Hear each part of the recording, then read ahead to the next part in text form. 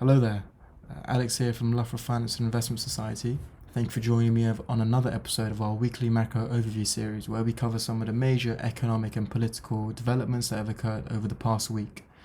This week has been interesting, a number of political developments which we'll discuss in due course. Firstly, we're covering Europe. This week in the UK, the Office for National Statistics revealed that the UK economy grew by just 0.1% between September and November, falling short of 0.4% forecast by Reuters. The ONS attributed the slowdown towards a number of factors, including the decline in restaurant and construction activity. The fall in restaurant activity alone contributed to a 5.5% drop in accommodation and food service activity.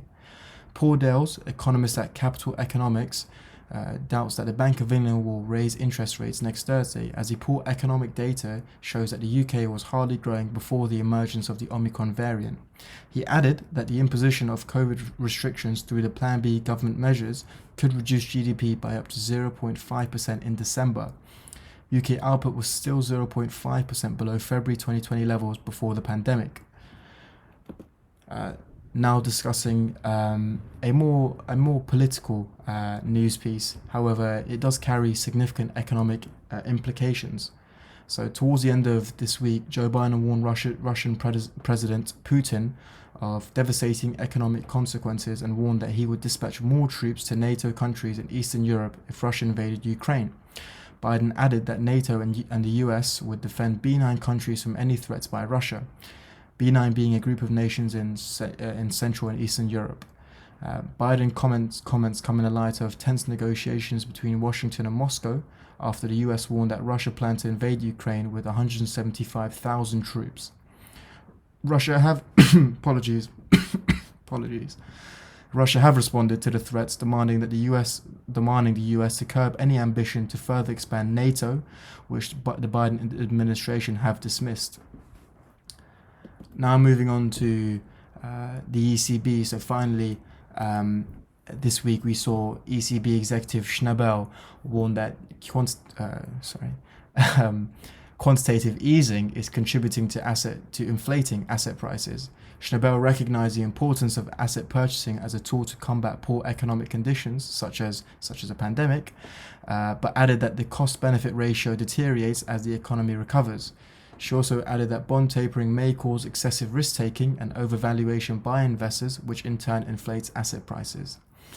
The ECB is expected to announce in March 2022 the end of its €185 trillion asset purchasing program launched in 2020 in response to the pandemic. However, comments questioning the use of asset purchasing to combat or to boost the economic recovery surround the issue of demand and supply. Supply chain issues have arisen recently, including resource shortages and rising energy prices.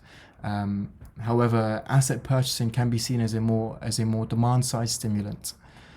Now moving on to the Americas, and over in the US this week we saw the US Labor Department report headline inflation of 6.8% for November, which is the fastest pace of inflation since 1982. Excluding food and energy prices, the consumer price index was up 0.5% for the month compared to October, and 4.9% from a year ago, the sharpest pickup since 1991. Between October and November, the energy index increased by 3.5%, whilst gasoline jumped by 6.1%. November figures give more reason for the Federal Reserve to press ahead with its plans to accelerate asset purchase tapering, and this data comes in the midst of the Biden administration seeking support for another spending plan toppling $1.75 trillion. With regards to oil prices, oil prices recovered steadily, closing the week at $71.95 as fears of Omicron begin to ease. Reports by health officials have emerged of the increasing effectiveness of the vaccine following booster jabs and relatively mild symptoms of the Omicron strain itself. Oil prices highlight a reversal in the intentions of Biden and OPEC nations after both announced plans to increase oil supply in 2022 to ease energy prices. Now moving on to Asia. So, over in China, policymakers signal intentions to moderate monetary and fiscal policy to curb slowing growth in China. One such example has been the People's Bank of China cutting the bank reserve requirements, funding over $1 trillion into the Chinese financial system. Consumption has been constrained in its recovery by a multitude of factors, including the Chinese Communist Party's zero COVID policy, which has resulted in regular shutdowns in large urban areas.